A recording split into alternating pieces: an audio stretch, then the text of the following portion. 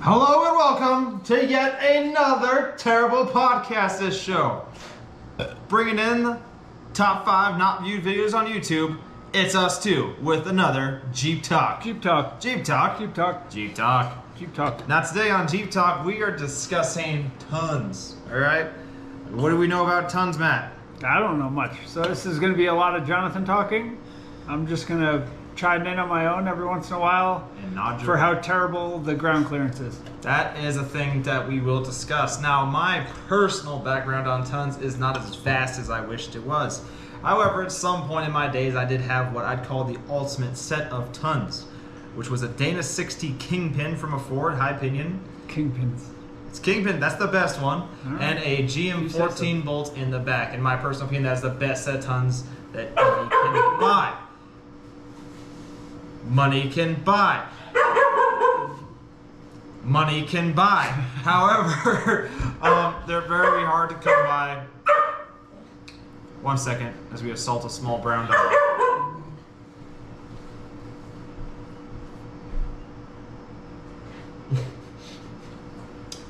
The ginger stole from the shepherd. Anyway, that was my experience. All right, and I've had many customers and friends and people I know over the years being in this industry. Why don't you want to sit close to me? Just trying to get you in the camera view a little better. That have had their own experiences with this, all right? Now, I think putting tons underneath the vehicle is a pretty big commitment, not only in finances, but also as the consequence of what you will get from it. And also your vehicle choice needs to be very much thought of before putting tons underneath it. If you already have a Jeep and you want to do tons, that's something completely different. Well, it's Jeep Talk, Jonathan. So we're talking about putting them under Jeeps. Well, I'm just saying there's quite a wide variety of Jeeps, though. All right. Now, things to think about with tons. Here's my.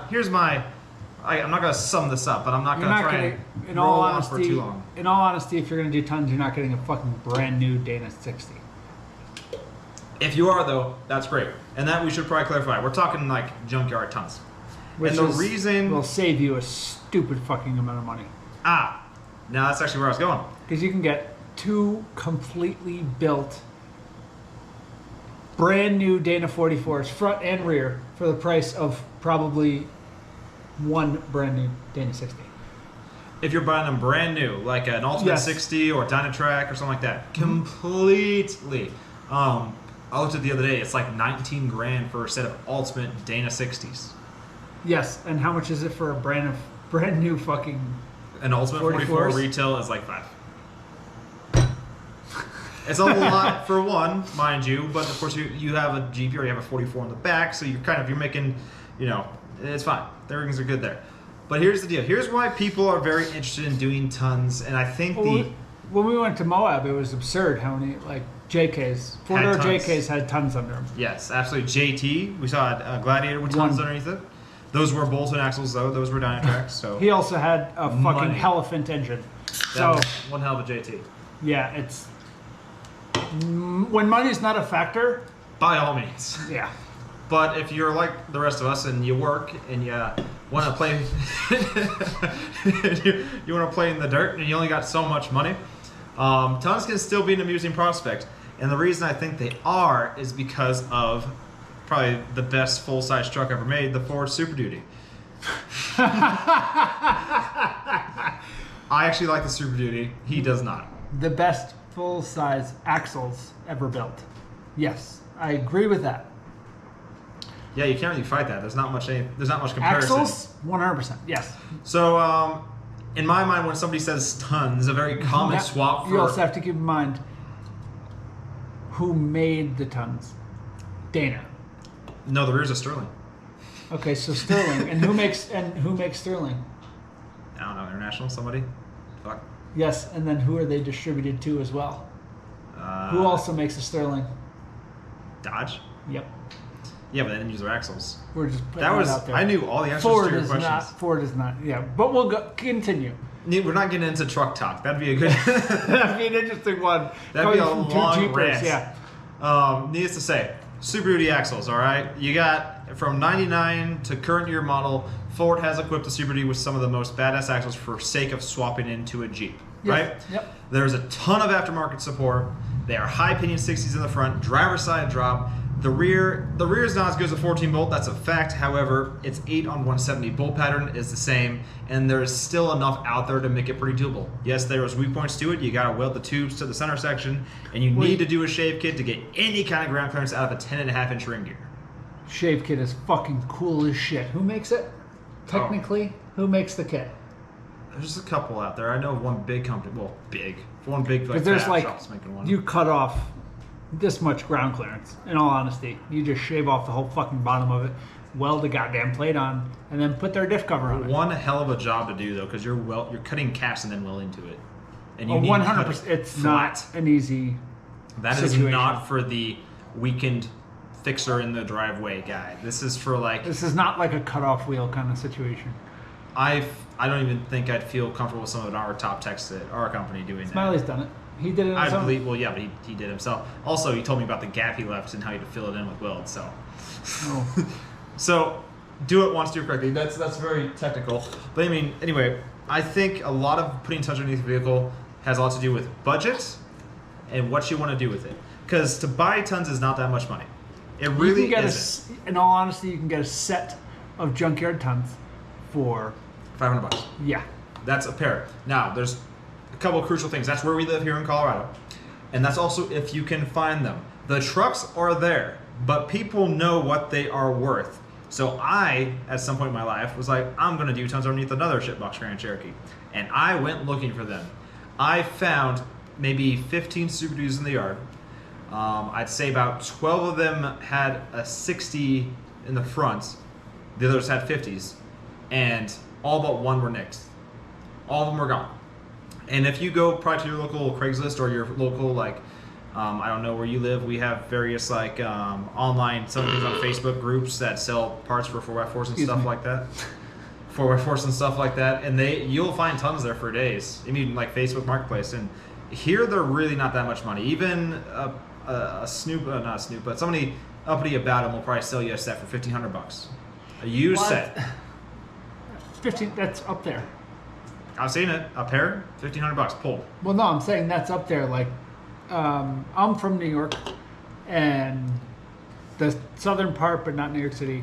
And every once in a while, like, check the Craigslist out there, and I found a set of tons for $600. So it really all depends on where you're.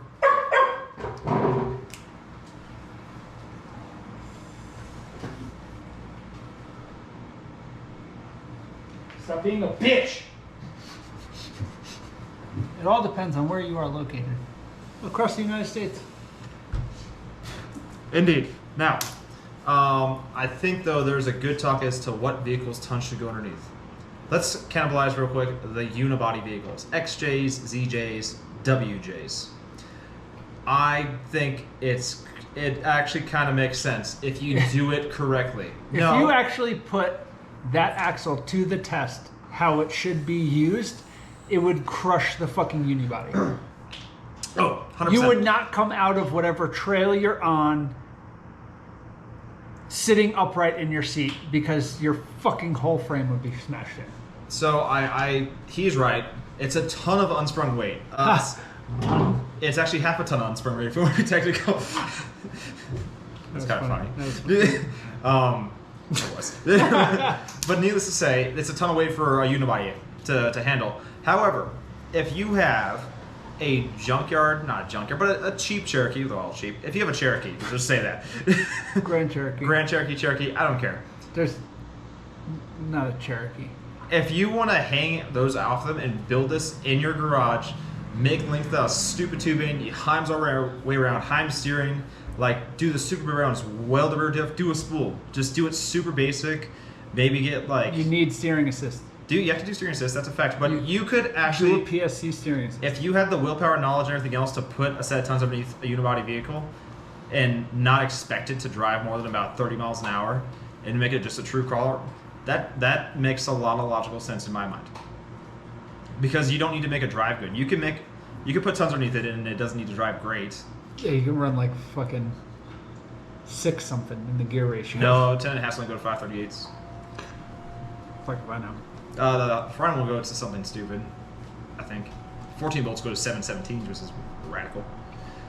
But unibody, if it's like just a pure toy, sure. I think when you go to make tons work day to day, that's when you run into, oh, this is going to be a lot more money, because you got to think about, you're going to want to do, you still want to do tie rod and steering, but you want to do hydro assist, but you want to do high steer, but you need to do correct arm joints to it, and of course your control arms and everything else, and your track bar, everything is going to have to be reworked to compensate for the width of the axle and the geometry to make it work correctly to where you can go down the highway at a certain speed. Architect makes a kit. Still does not accept, you have to do a 3-link. In all reality, you can do a 4-link, you can't do radius arm because the arms would be like to make it happen. Well, yeah. You can do a true 4-link, but those are very expensive. That's what I'm saying though. If you could build yourself a 3-link kit, great. If you need to buy somebody else's like 4-link badass kit, like Iron Man 4x4 makes one for ZJs, like I looked into this, it's like $3,000 for just the suspension kit to make that work. And that's what I'm saying. Why if would you you could ever do this in a ZJ? I kind of like the idea. You don't have a ZJ anymore. Well, yeah. Well, there's always tomorrow. I like CJs. That's about right. I do like being a CJ. So, The only JL owner to ever say, you know what I like. yeah. So, if you have a unibody vehicle, that sounds amusing. Do it cheaply. If you want to make it drive correctly, probably not the best idea, because also you're going to need to do something to stiffen it up to withstand the unsprung weight of said axles when you're articulating and everything else. It's an amusing concept. Now, let's talk early Wranglers. I'm going to put YJs and TJs together. Now, to combine YJs and TJs. What's wrong with that? nothing. To combine YJs and TJs, all right? Well, I can't really combine too much because the suspension design. Say there's been many people have put tons underneath YJs. You can spring over them and do just some longer shocks and yada yada. TJs, of course, share suspension geometry with ZJs, so you're back in the same boat of figuring out suspension and stuff like that. It's completely doable. It makes a lot of sense in a TJ to do links. But the biggest gripe you will have is, once again, you have to get very involved, because by the time you put tons underneath something, you have to do 40s. The reason you would do 40s on a short wheelbase vehicle is by stretching it. You need to stretch it. And then you got to relocate the fuel tank. You got to do a fuel cell. And then all the other trinkets and treasures of, like, you got to do PSC, hydro assist, you got to do, you know, control arms, you got to probably figure out some of the transfer case. Like, there's so much that leads up to the whole thing holding it together that you need to do to make it work. Yes, so if you have a TJ or a YJ, at least you have a solid platform in which to bolt half a ton of unsprung weight to. It kind like of a frame. a frame. Don't look at me like that. Next. I have a frame underneath my current vehicle. Well, current yes, Jeep. current vehicle. JK. JKs make complete sense. Don't get me Especially wrong. a four-door. It makes so much sense in a four-door JK. It's been done about 13 million times. It's been pretty well executed. It's been perfected. It has been. By many companies. Artec Industries, in my opinion, is probably the king of making this work. Between their unit bearings, their ABS rings, they will make it work. Like you can still use your fucking ABS sensors. Yeah, you can make a daily drivable JK on tons very, very easily through them. And back to the whole cost thing of like having to figure this out and change suspension. The JK is wide enough from the factory that the axles underneath it, the tons, are, yeah, they're wider still, but they aren't pushing it too far. Yeah, you don't super flex out those control arms. You can joints still or anything do like that. short arms. You can. I've seen short arms. Yeah, I know. We can. Some of the stuff is just really well sorted because of the width of the axles already, and the fact that's been done so much. I'd say personally, if I had a JK, it'd make a lot of sense to just do tons. Yeah. For the money you would spend for it.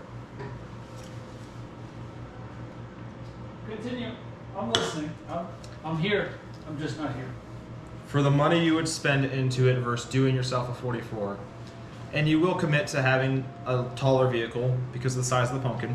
That's one thing that you always got to think about. I like to keep my Jeep relatively low, but to have a ton axle underneath there, huge pumpkin, track bar, drag link clearance, everything else, you do have to have a good size lift. I think on a TJs, ZJs, actually, it's just like a 4.5, 5 inch minimum you have to run to actually clear. I thought we were on JK. Well, I was just thinking. But still, needless to say,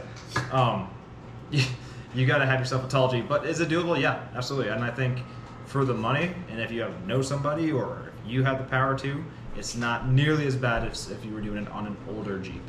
Correct. Yeah, done. JK? JK. 4-door. 4-door all day long. 2-door. Still easy peasy. Just once again back to it's a very short wheelbase. You don't have the problems with the gas tank because the gas tank's in the middle of it. And it's plastic, so in all honesty, you can just heat and move. And move it over. It makes a lot of sense on a 4-door JK when, I don't know, 80% JKs, 70% JKs seem to be 4-doors. JL. Last one. JL. Arctic makes a kit. It's the same as the JK kit. Except the bottom perch is a little different. I'm going to go with this. No. Abso-freaking-lutely not. That is a terrible idea at this very moment. On a 4-door JL. Yes. You wouldn't do tons. No. I'd buy tons, like built freshly plug and play tons, but I would never attempt to do a Super Duty swap on a JL. This is coming from the guy who just dumped a shit ton of money into a 44 front axle. That's why. I looked into JL. That's why he's a little bit more against it. Too. And if it made sense, by all means. But a couple things are against you. Number one, the JL is packed with electronics. That thing needs to be happy to move. And they make a taser for that. The taser doesn't kill some things, though. Like what? What do you have to kill? You can. So here's the deal with that. ABS needs to work. If ABS doesn't work, the whole thing freaks out. You can't kill ABS with the taser. And that actually may or may not be true. But the other problem is that we're going to lead into, no one knows. I think I've seen 3 form documented Super Duty swaps on a JL. That's not enough, in my personal opinion, to know exactly what to do. It's not like I can call Billy Bob down the street I know for a couple years that has a JK on tons. Like, oh, how did you figure this out? Oh, here's what you do. It's still a no vehicle that, if you have money, go for it. But if you have you can write a blank check and drop it off at a reputable shop that does this, and they can figure it out. Go for it. The average Joe, the average person who knows basic mechanics, but also has just access to parts that make it work. Don't do it. Arctic is working on things. I talked to them the other day because I was considering doing it. Well, a couple months ago, I was considering doing tons. Yeah. They are working on things to make it work. ABS rings. Stuff of that nature. Yep. The gas tank in the JL is very close to the drive shaft already. And actually what they said was... a couple months. He didn't bend it. Oh, yeah, the gas tank. He didn't bend it. The gas tank. Get out of the way. And then you could also, buku bucks, go fuel cell. But then, once again, you're taking away some of this, drivability. Because, there's nothing wrong with drivability of a fuel cell. Well, not drivability, but just, day-to-day use. A fuel cell is actually more efficient than a non-fuel cell gas tank. But tell you what, bud, I go to take an Atlas down to the Springs. Let me just, I'll put the fuel cell here, and here's this Atlas I'll just squeeze next to it. Well, the fuel cell can still go underneath. It can. You can still put a fuel cell underneath where the gas tank was, with the same size. But so much. We're not going on fuel cells. It's easy. It's right now. You need to buy a set of Ultimate 60s that just plug and play, or you need to do 44s. All right. Yes, you can do Super DXs underneath the JL. It has been done a couple of times. But who knows? Not many. It might be coming out soon. With the next couple of months, or they could have run into a couple different problems.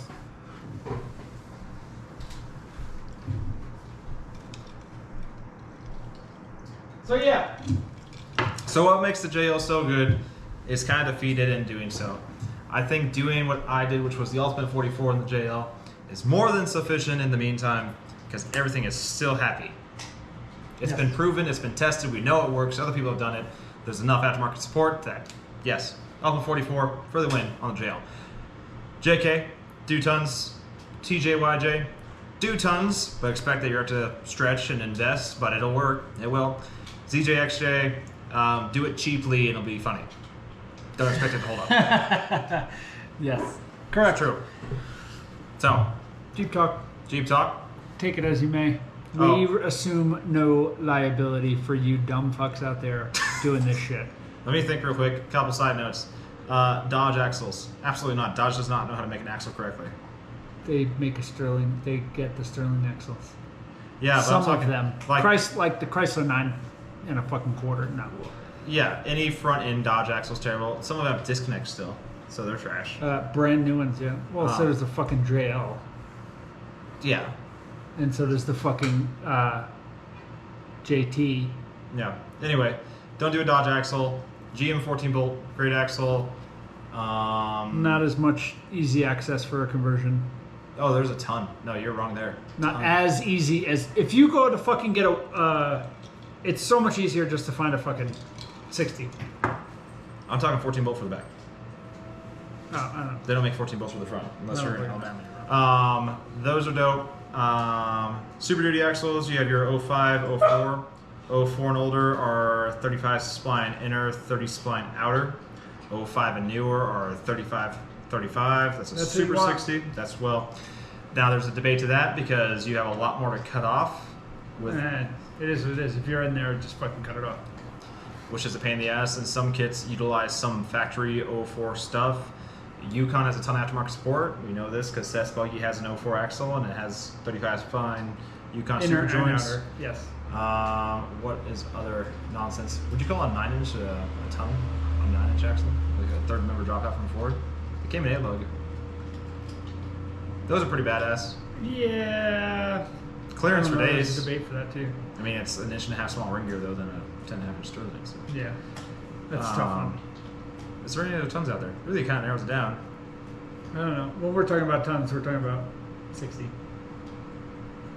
I mean, you can get an 80 out of a Dodge in the back. That's pretty bad. You can get a Dana 80 from a Dodge. Geared to 717s. And the earlier ones were passenger side drop too. So for all you Toyota boys out there, that's what you want. We don't have Toyota followers. That's fair. It's called Jeep Talk and Red Wrangler Adventures. So 1 tons. Fucking go for it. Jeep Talk? Jeep Talk. Jeep Talk.